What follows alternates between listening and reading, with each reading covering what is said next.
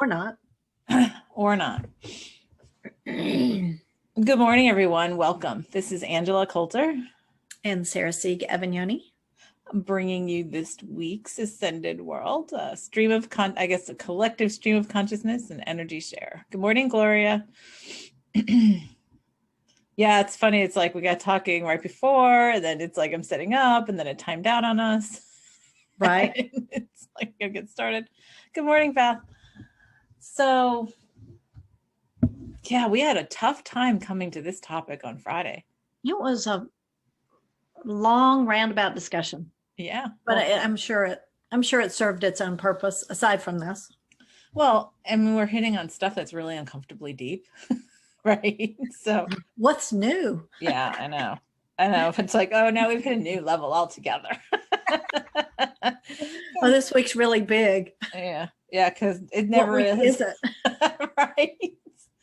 Yeah, and just to let everybody know, on Fridays we typically have a phone call, and we call it our pre-game call, where we just sort of throw out, what's going on. Is there a theme we both sort of see to just give us a foundation for where we start on Monday, kind of thing. Mm-hmm. And it usually honestly takes us 15 to 20 minutes to get to the point. Right. It's usually pretty pointed. Yeah, it's pretty easy. On Friday, it was an hour, almost 2 hours we were on. Almost 2 hours, yeah. And it wasn't until we had decided to just sit on it for the weekend that this popped up, and it was like popped up. Yeah, because we're like, yeah, you know what? Maybe we'll just sit on it and it'll come to us by Monday. And then the universe is like, no, this is it. Yeah. So, so this one we had to dig in pretty deep. And it's still sort of vague because I've been looking at it. And honestly, after we looked at that on Friday, my inner guidance was like shutting down. Like, I didn't even want to look at it. It was so like, nope. And I just felt like I was like a robot all weekend. Like, yeah. And I was going to say that I became very non-participatory in anything. Yeah, me too. So yeah, robot is a good thing. It was just like, nope, I'm going to put my head down and do what I've got to do. Nope, not going to look at that. Nope. I think I spent an hour and a half of meditation yesterday, and I was like, I felt like I hadn't even done it. Like, I felt like, okay, yeah, I zoned out. Right. But usually I feel like, even if I'm not like consciously visioning or anything like that, it's like I usually come back from meditation and I'm very clear and centered and calm. And I was like, I feel the same as I went in. I was like totally in that place. It was weird. And then this morning I woke up in a different place. So it was like I had this morning was good. Yeah. Really good. So I had a really nice meditation this morning. But it's interesting that, what we started talking about how to do with a couple of things. And this is going to be a little out there for some of this. I mean, well, we're out there when we talk about stuff anyway, but going back to our discussions from Washington in the beginning of December, when we did our deep dive weekend. Right. So we recorded our sessions, and I just early last week went back and did my second one. Like the second one that you guys did to me. And I had such an interesting experience. And that's how we got to this discussion, I think, right? So it was like, I have always known that at least part of me has been a walk-in. I've also known that a lot of us who are conscious in doing this work are walk-ins as well. And looking at and I've always put that on the shelf. Or walk along. What? Or walk along. Walk along. Right. Like, that's what I mean by partial walk-ins or whatever. Anyway, but I put that on the shelf because then I'm like, what does it matter if we're all one, right? So what does it matter? Right.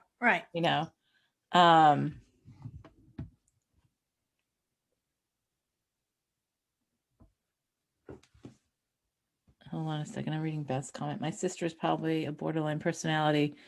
She's done a lot of horrible things to me and other family. For the first time in my life, I dreamed I beat somebody up. It was her. I'm hoping that was the purge, so I can really let it go and move on. it did a lot of work to let her go, but apparently there were things lingering. Well, yeah, and that's how we get to, yeah. Sometimes resolution is much healthier in dreams. Oh, absolutely. Yeah, in fact, I prefer it. Yeah, right. Anyway, so let's talk about that, because and I've also had this perception, though, that many of us who do this work were walk along, or how to walk along, or walk in, or whatever. It's so many different shades of the same thing, right? And yes, and I put that on the shelf because I'm like, well, I just never understood. Like, I also get so much on twin flames, and I've understood that, and yet, like, and have people come to, like, are drawn to me, even though I don't talk about it much, so that I can help them with that, all that kind of stuff. And I think, well, what does it really matter, since we're all like one anyway, right? Well, we have different levels of oneness, different levels of wholeness, right? Even at more expanded consciousness, we're still in separate, souls. We have separate certain, like, collectives, and it's just the mind. It's just that it's for us to get to the place where the mind does not have to define and delineate, right? And say, okay, well, here it's this and here it's that, and it can be both, right? Right. So when I went to watch us, oh, you know what? I'm looking at the wrong thing. That's what's happening. I was going to say, didn't that comment come up last week? I wondered about that. Like, wait, that's not Sarah's current shirt. Good morning, Michael. Good morning, Yasmin. Good morning, Jen. Oh, that's so funny. I'm like, oh, wait. And I'm thinking, deja vu. Did I actually see that in meditation? Well, because I'm like, that comment's not on my screen. Is that why you're looking at your phone? Like, what? Okay, sorry, guys. Let's go back to this. Oh, yeah. This is all just living in different timelines simultaneously, right. Without time and space. Okay. So here's the thing. So we did the deep dive, the deep dives in Washington, and we did this one, and I looked at this whole thing and saw this resolution of me, right?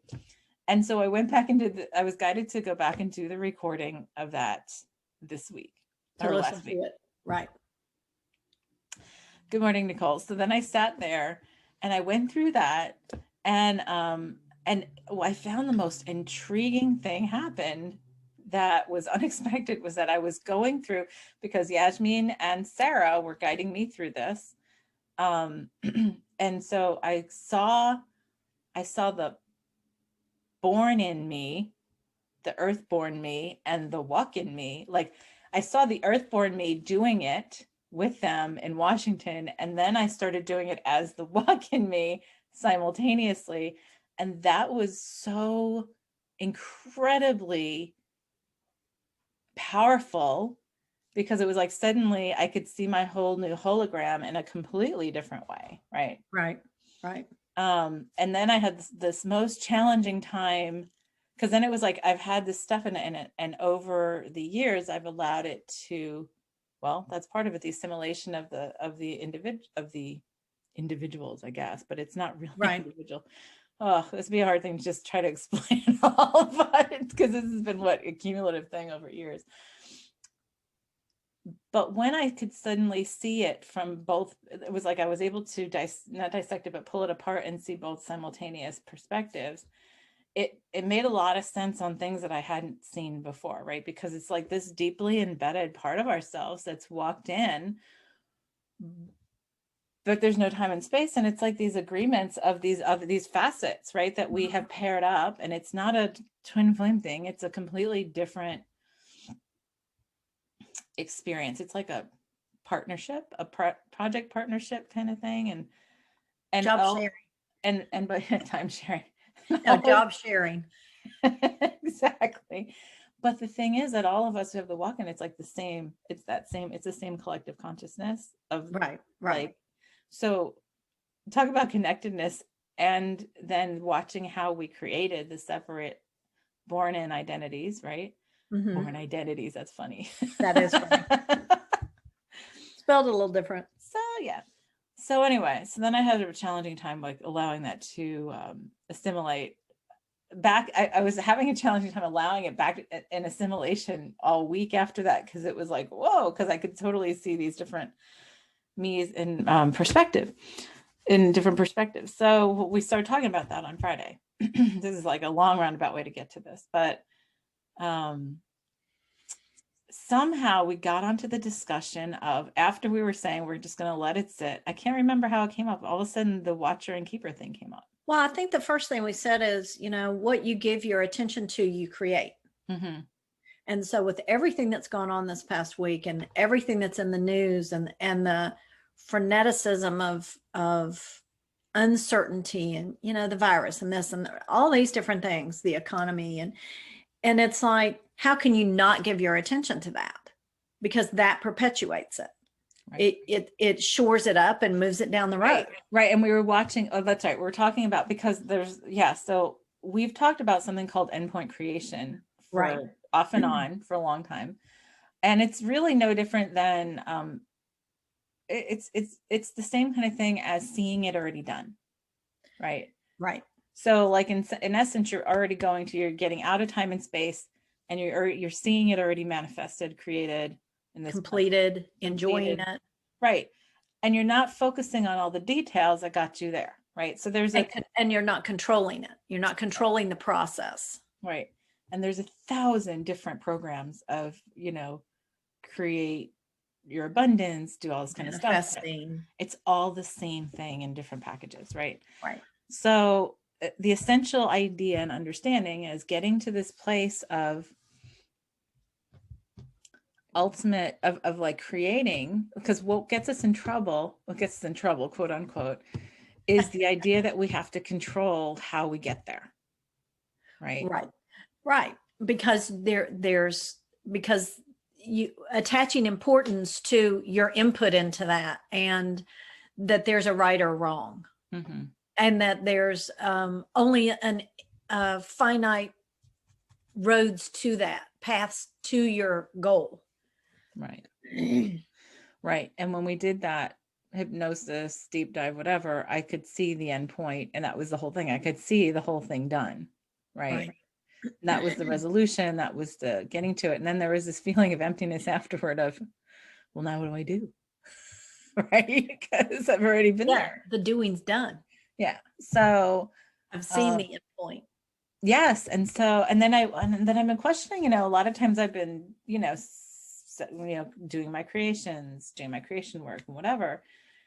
And then I go out there and I have this fabulous, fabulous, blissful meditation, self energy work session, or whatever you want to call it, where I feel like I feel in such bliss and so expansive and all encompassing. Right. And then I come back, I'm like, did I do anything there? Like, I felt great. And then when we were talking, I'm like, oh, but that's the end point. That's the end point. Right.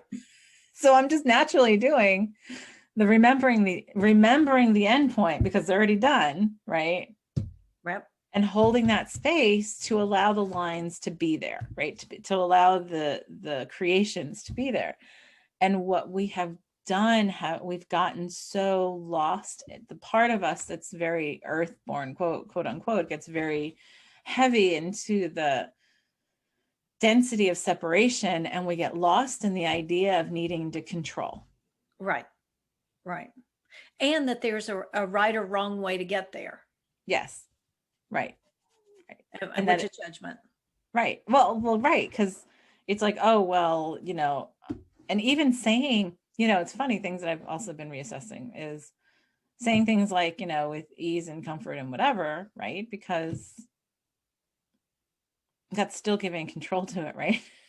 Right. And that's still judging that ease is better than non-ease. Well, and that we have to have unease. Like, here's the thing, if we don't believe we have to have unease, then we won't create unease for ourselves. And so so why would you need to align with that? State to say, I don't, and so I'm like, oh, so look at that, by like putting our attention to those kind of things, we're still creating them. Right. it's like saying when somebody says, oh, no suffering, no whatever. Well, like, well, there is no, because no is exclusionary and ego based and separation based. Right. So the universe just hears, yes, suffering. Okay, well, you're putting up, you want to do suffering? All right, put it right there. Because we've loved that so much. Right. Right. My daughter was talking to her dog last night, and she was saying, okay, I don't want you to take this ball and go over there and do this and do this. And then we're not going to play now. And I said, and all he's hearing is ball, won't play. Exactly. Yep. So of course he's excited about it. Yeah, so you're saying no play, and he's like, oh yeah, play. You're saying Play. I hear play. Yeah. That's exactly the universe. It's like want suffering. Right. Well, and it's like, I know my mother always told me, whatever you do, don't tell your children to not do what you don't want them to do. Like, Right. Don't cut your sister's hair. Oh, Because all they hear, they're like, oh, I hadn't thought of that. Right, exactly. Exactly. And they're more representative of the universe, Right. just like an animal would be. And one of the things that I always said, one of my egoic, paths throughout my early life was the worst thing you could do is tell me not to do something, because right away, right, I decide I'm just going to do it. So here's the thing, we're sitting here in this muckety muck of muck, right? Right. So much stuff is collapsing.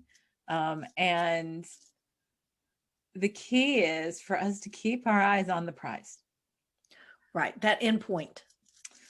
That end point of remembering wholeness, of being being in all essence, the divine that we are, and there being nothing else, because Right. that's the core of who we are, right? So if we stay with that and we allow the rest to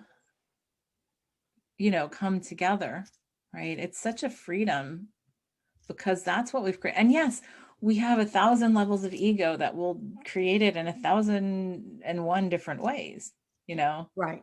And when we take ourselves out of time, this is another thing that that many have a challenging time understanding, is there is no space and time. And if we have an idea of to do something, we will play it out in every possible way. So when people have heard about the concept of parallel timelines, right? By the way, guess what? I caught like the second half of on Sling like last week was Sliding Doors. I haven't seen it in so long. I used to talk about that movie all the time, and I was like, right. I love this movie. But anyway, Sliding Doors, all about two parallel timelines on how things work out with the same people, right? Yep. And different choices. So, so if we say, okay, well, I'm choosing everything, I am going to choose every option and play it out in different ways. Which option am I going to choose right here and now? Like, on this timeline, yeah, and we flow with it in a different way. Right. So we play them all out. We get to the end point. We see where we're going. And yes, of course, even our decision to get to certain endpoints, right? So of course, like being in that blissful state, that's where we are in our natural state anyway, in wholeness, right? Right. But if we say, okay, what endpoints are we going to choose, which is an egoic thing, but that's okay, because we're just like to create our path here in this level of separation, right? Right. Right. And that's where we can set our different levels of endpoint creation, right? The key is, though, to recognize that it's in the space of time and space, in the constraints of time and space, to get down to the details of saying, okay, my endpoint creation is, I took a shower today. That's a little bit, right. It can get very, very, you can get very, caught up in a lot of detail, right? That gets more into controlling stuff. So the key is for us to find this balance of picking key points along the way, picking those endpoint creations, right? And allowing the the hows, right, get there to just Right. form themselves, because that's part of the fun. Well, and I think I know for me, the biggest factor in all that is trusting myself to have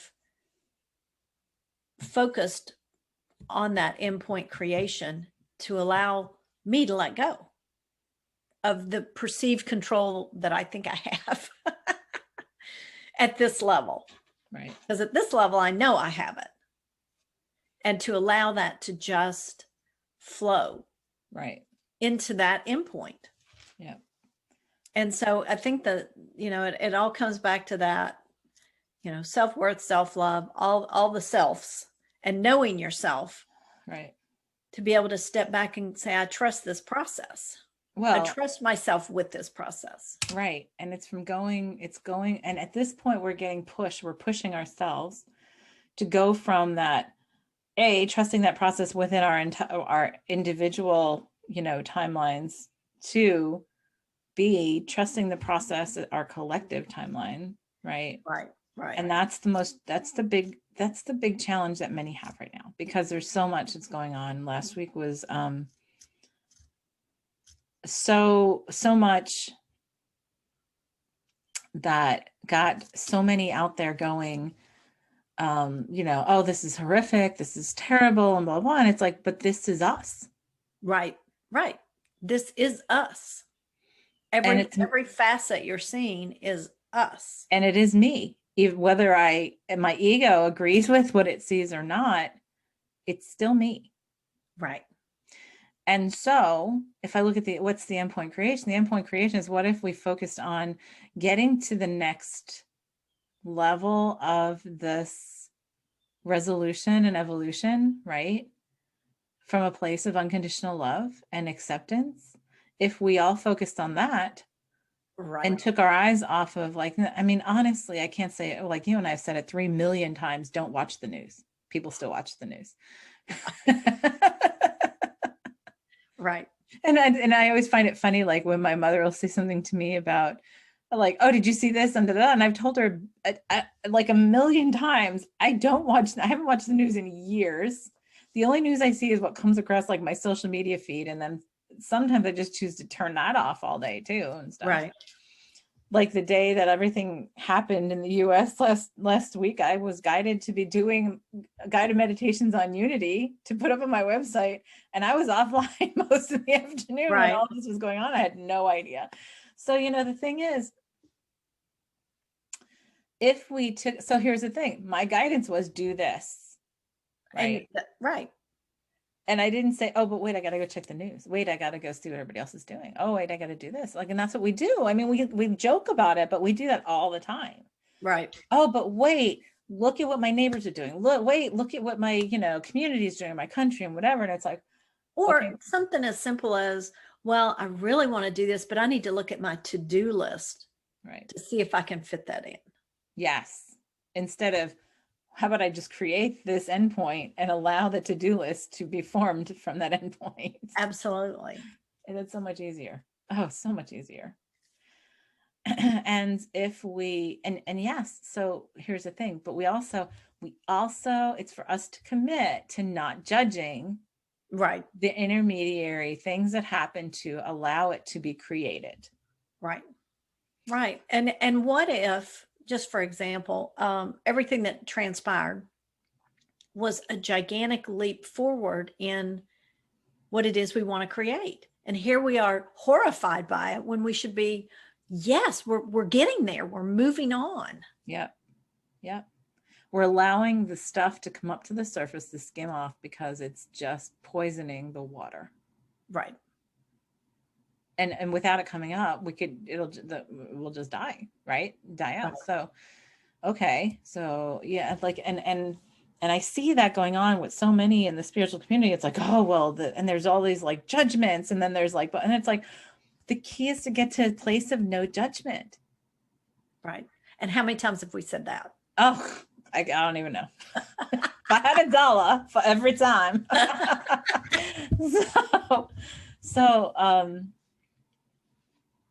Yeah. And so it's like, it's not for us to judge. It's for us to step back and observe and say, what is this showing us?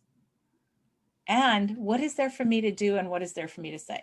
And if you're guided truly, not from the ego, but if you're guided truly to say something or do something, then that's what you do. Like I said, like my whole thing was funny that I was planning on doing something totally different that day. And I got up that morning, it was like, do these guided meditations, record them and put them up. And I'm like, yeah, I can do it. No, do them today. And I was like, okay. And I did them, not even knowing consciously, right, what the guidance was pushing me toward, to then like when I'm posting it up to go post it and publish it and post it, and I see what's going on, I was like, oh well, this is perfect, of course. Right. And the more of us who do that, the more of us who just truly stay with guidance, we get offline, we just, we are addicted.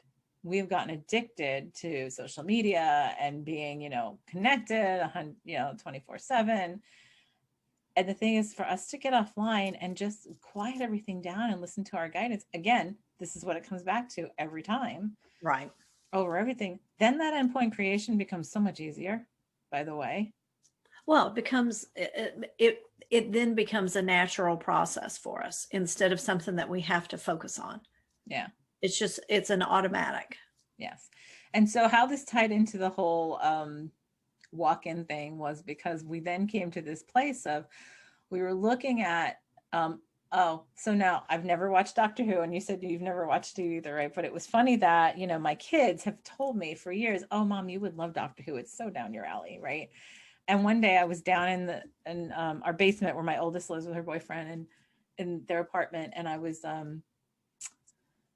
and she had it on in the background. They were doing some kind of Doctor Who marathon, and they've told me, and I knew about the Weeping Angels, right? So the funny thing was, this particular episode that I watched 20 minutes of with her was, had something to do with the Weeping Angels. And they were explaining on how they are this quantum consciousness that, of course they call it evil and all that kind of stuff, but that, when you look at them, like their protection is, they become solid like a statue, right? Right.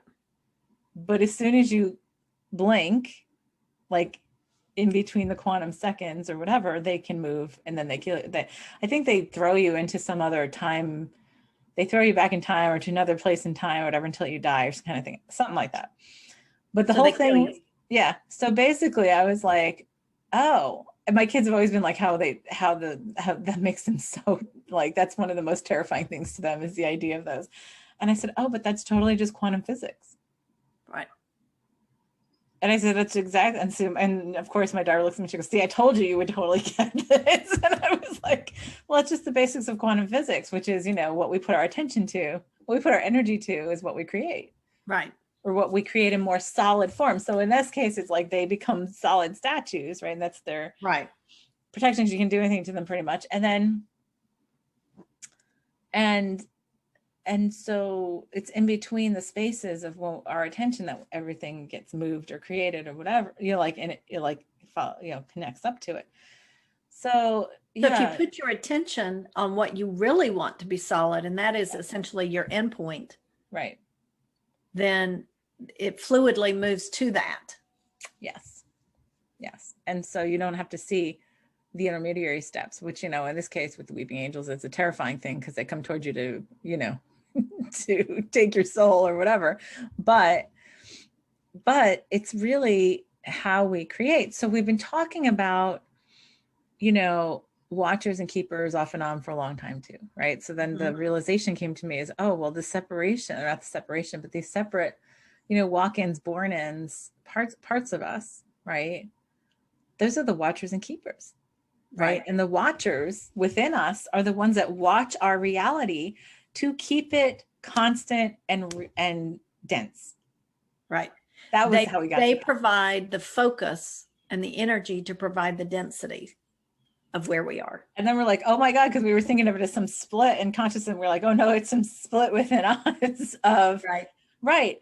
I'm the this is my doing part, and this is my watching part that keeps it in creation Keeps it anchored in here. Anchored in here. And then all the doing, the keeping part is the doing to keep, to keep that going. And then we're like, oh, well, look at that, because that's uncomfortable to look at, right? Because I remember you said, as soon as I said that, you're like, oh, that makes me want to puke. And I was it's like, oh, I have a headache now. So the key, I mean, and we're still, it's like, it seems like we're going, this is like covering so much material in like 1 hour, because this is it really is a lot to get to. Yeah.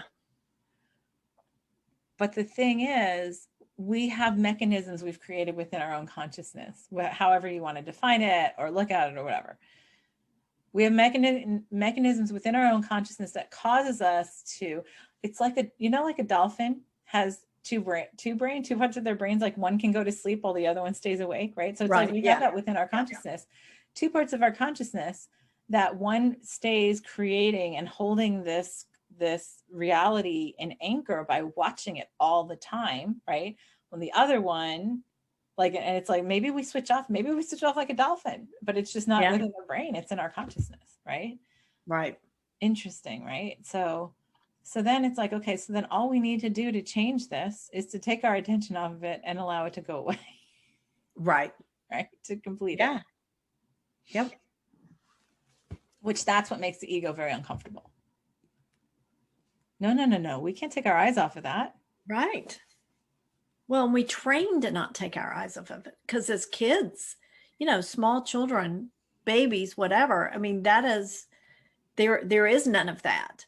And they get trained, or like, for agreements, they get domesticated and taught, this is how you do this. Mm-hmm. So it's unlearning. Yeah. Letting go. And it's for us to allow this to finally complete itself and to not cycle, as we've done over and over and over again, is to take our eyes off of it and allow it to complete itself. Right. What if we all did that simultaneously? We be done like this, but we don't want to do that. We're attached to the watching. It's like the train wreck. It's like the car wreck that everybody wants to stop and look at. Right. That then perpetuates more car wrecks, train wrecks. Yeah. So something to really sit with in consciousness. Like I said, after we had that conversation, it was like I shut down for a couple of days. And it wasn't until this morning that I woke up and I was like, okay, I'm me again. Because I was like, I don't know where I was for a couple of days. But it was kind of nice, I have to admit. It was easy. It was very easy. And it was cold and rainy, snowy here. And I was just like, yeah, I'm real happy with not having to engage in anything beyond my little bubble right here. Yeah. And that was nice. So what for us to look at this week is, I feel like it's just allowing ourselves to trust. Trusting is truly so, and so what we're not saying, let's just go ahead and all focus on, well, I mean, we could, but I mean, I'll focus on it all being done and gone. Like now we could do that, because we could, but I feel like we are so addicted to this, right, that it's going to take a little bit of untraining to do. Right. I agree. And so like maybe we take a couple of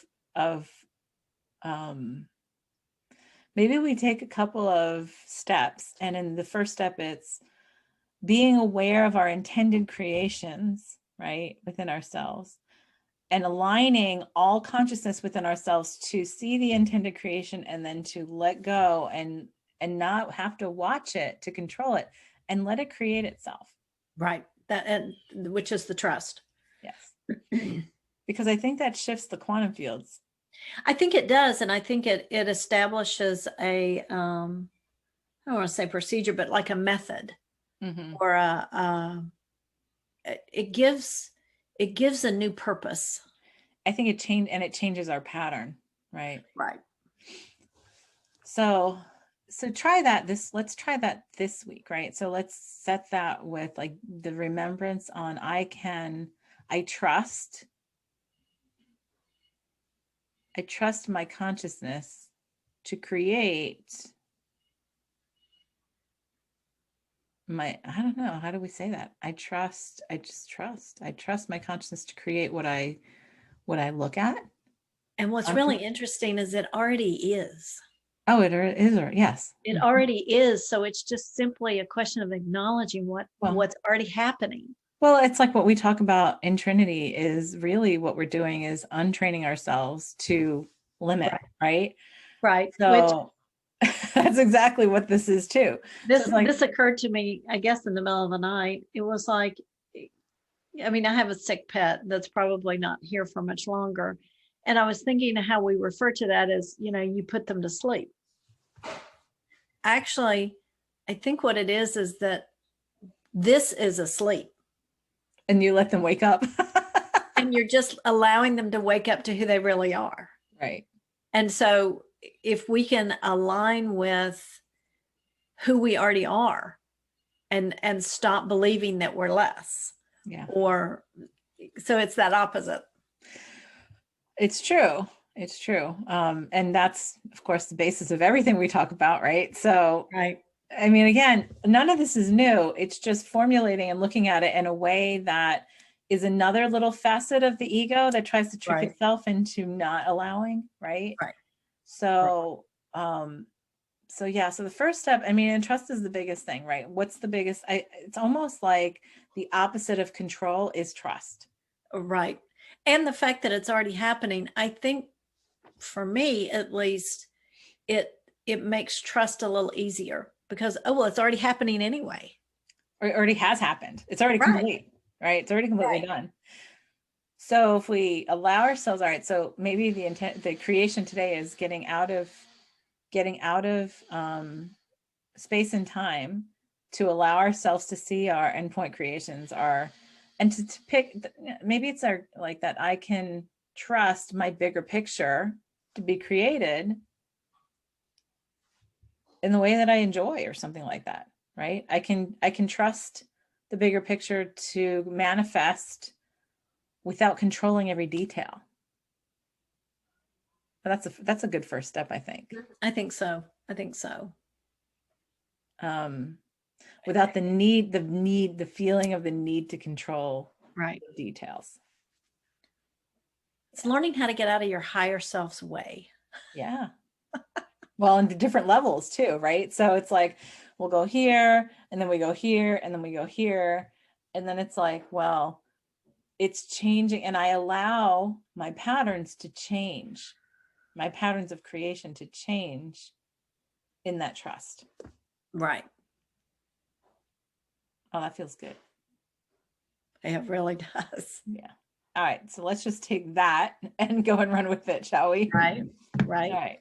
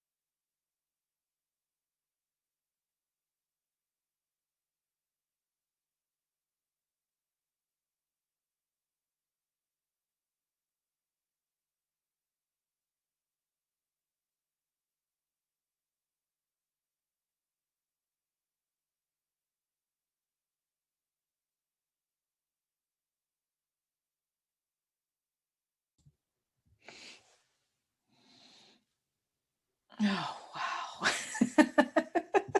Wow, I wasn't ready to come back. I could have just really stayed there a long time. Oh.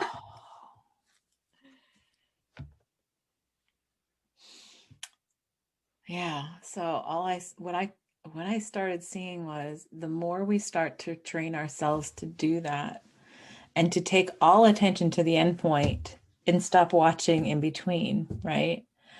The faster we get to the end point, number one. Number two is, and the faster we then get to the point where we collectively say, okay, we're ready to evolve this, or however you want to look at it.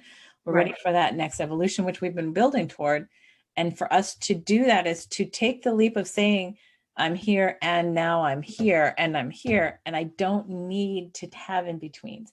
So that was really cool to see that, because it was like starting to see, well, if we take our attention off the, like having a watcher part, or because we talk about, oh, observe this. What if we don't observe it? What if we just observe the endpoint, right? Right. Well, Right. then it does, and then it can, and I started seeing things around the multiverse start to like blip out, blip in, blip out, blip in. And it was like, but when it blipped in, it was there. It was sort of like the weeping angels, but in a good way, in a way that was positive of, oh, well, look at how fast we just jumped from here to there. Well, we didn't, because we didn't believe we had to have a whole set of steps in the middle. And it was like, oh my God, that's so easy. Right.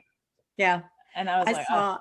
I don't know. I guess it's a childhood game where you drop something down like a wall and I think they're pins or pegs or something, and it ping pongs down till Mhm. it finally gets to the bottom.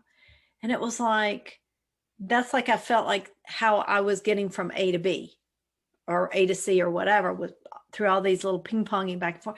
And it was like remove all those little, and it's just like you're there. And it was Yep. like, oh my gosh, things just started like poof, poof, Yep. poof. Consolidating. Like, it's like, oh, wow. Nice. Yeah, and it was like, I can do this. Yeah. Yes, we can. Yes, we can. It was incredible, because I just started I started seeing things like that. And I did, and at first, so like it's funny, you saw that childhood game. I saw hopscotch. It's like, well, you could just jump over, you start with jumping over one, you start with jumping over, then you go to jumping over two, and then you jump over four, or whatever. And it was like, oh, and it's all a matter of if you continue knowing that that's not believing, but just knowing that it's already created. Right. You don't need to have a big space or a big leap. You just are there. Right. Which Exactly. we've talked about a lot, but it's like we stop at a certain level and then we lose our perspective on it. It's like to stay focused on every single thing individually Right. and collectively, to see already done, to see this already done, and to practice with smaller steps and then get bigger and bigger as we go, because it's untraining ourselves to limit and to create all these little tiny options and do's.